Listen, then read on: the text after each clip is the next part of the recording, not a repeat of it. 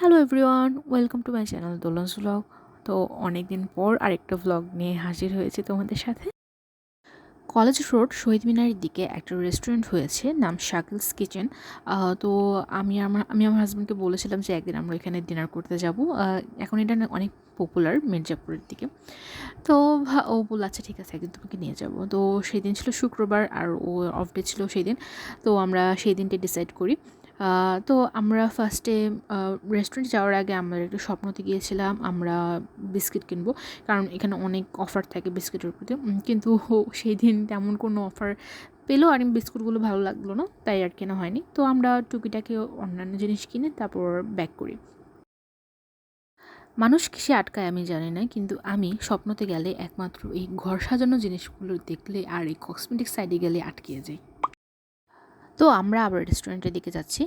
আমার হাজব্যান্ড সবসময় আমাকে ফেলে আগেই চলে যায়, আমি বুঝি না ও কেন আমাকে কীভাবে ফেলে চলে যায়। আমি প্রায় ভিডিওতে দেখবা ও সবসময় আগে থাকে, আমি পেছনে থাকি। তো আমরা রেস্টুরেন্টের সামনে এসে পড়েছি। তো এইটা ছিল একদম ঠিক শহীদ মিনারের অপোজিটে, সোজা বাংলায় বলতে গেলে রেড চিলির অপোজিটেই বলা যায়।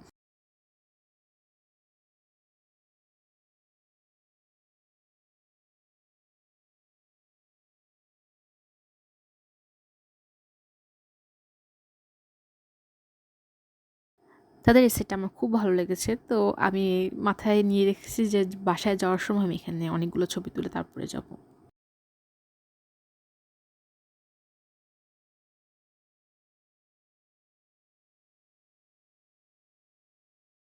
রেস্টুরেন্টের ভেতরে গিয়ে তাদের এনভায়রনমেন্ট আমার খুব ভালো লেগেছে। ইভেন তারা এত সুন্দর করে ডেকোরেট করেছে, আমার কাছে খুব ভালো লেগেছে ব্যাপারটা। আর এই যে আমাদের এই সুন্দর মুহূর্তটাকে নষ্ট করার জন্য একটা ফোন কলই যথেষ্ট। মানে আমি বুঝি না, ওবার আমি ঘুরতে গেলেই একটা না একটা ফোন আসবেই। তারপর কিছুক্ষণ ওয়েট করার পরেই আমাদের কাছে মেনু কার্ড চলে এসেছিলো। তো আমরা সেখান থেকে মেনু দেখছিলাম কী কী আছে এখানে। তো যা দেখলাম যে খাবার প্রাইস খুবই রিজনেবল, সাথে খুব বাজেট ফ্রেন্ডলি। তো আমার ওদের মেনু কার্ডটা খুবই ভালো লেগেছে।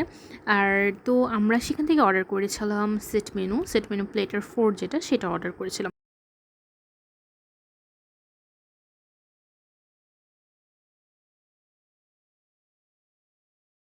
তো আমরা আমাদের অর্ডার দিয়ে দিয়েছিলাম আর আমরা এই ফাঁকে কিছু ছবি তুলছিলাম।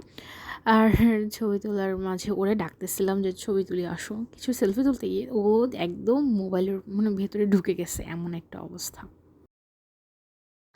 দেন আমি ওদের ওয়াশরুমে গিয়েছিলাম। ওয়াশরুমে গিয়ে দেখি ওদের মিররটা অনেক ক্লিন, যেটা আমার বেশি ভালো লেগেছে, কারণ আমি আমার নিজের বাসায় তো মিররটা সবসময় ক্লিন রাখার চেষ্টা করি। তো সেই সুযোগে আমি আরও কিছু মিরর সেলফি তুলে নিলাম সেখান থেকে।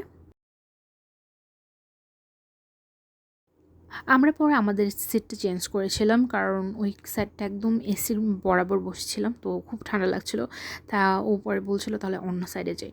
তো এই সাইডটাতে আমরা এসেছি, আর এই সাইডেও ছবি একটু ভালো আসবে, দ্যাটস ওয়াই আরও এখানে আসা। আর বসে বসে চিন্তা করছিলাম ওই সাইডটা কখন খালি হবে, কখন গিয়ে ওইখানে আমি ছবি তুলবো।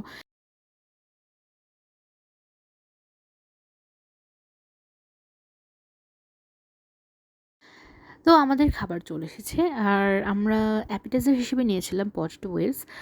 ওদের থাই স্যুপটা খুবই মজার ছিল। খুব যথেষ্ট পরিমাণ চিংড়ি ছিল এটাতে, আর চিকেন ছিল। চিকেন অলরেডি আমি আগেই খেয়ে ফেলেছি। এখন শুধু ভিডিও করার জন্য দেখানো হচ্ছে।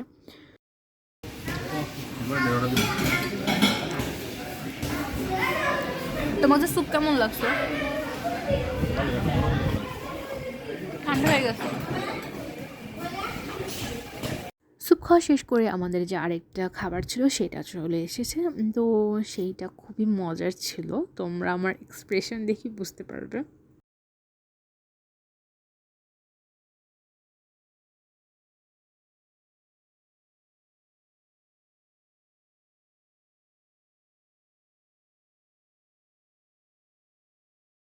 ডিনার শেষ করে এখন আমাদের বাসায় যাওয়ার পালা, আর আমি তখন চেক করে দেখি যে তখন আমরাই লাস্ট কাস্টমার ছিলাম সেখানে। তো যেহেতু ওই দোলনাটা খুব খালি ছিল, তো এই চান্সে আমি কিছু সেখানে ছবি তুলে নিলাম। আর আমার হাজব্যান্ড বলতেছে চলো ওরা এখন বাসায় যাবে, বাসায় যাবে।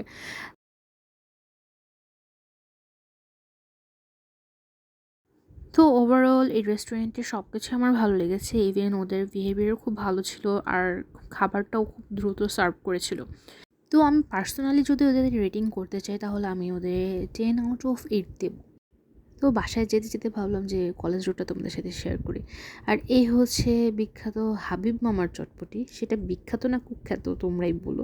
মানে এই দোকানটার সামনে দিয়ে গেলে এত বাজে একটা স্মেল, আর আমি ফার্স্ট টাইম যখন এখানে চটপটি খেতে গিয়েছিলাম খুবই জঘন্য ছিল। আমি জানি না কার টেস্ট কেমন, কিন্তু আমার কাছে এটা মোটেও ভালো লাগে না। ইভেন তো এই ছিল আমার আজকের ব্লগ। আশা করি তোমাদের সবার অনেক ভালো লেগেছে। আর প্লিজ আমার এই চ্যানেলটি সাবস্ক্রাইব করে দিও অ্যান্ড লাইক কমেন্টস করতে ভুলবে না। So tata, bye bye.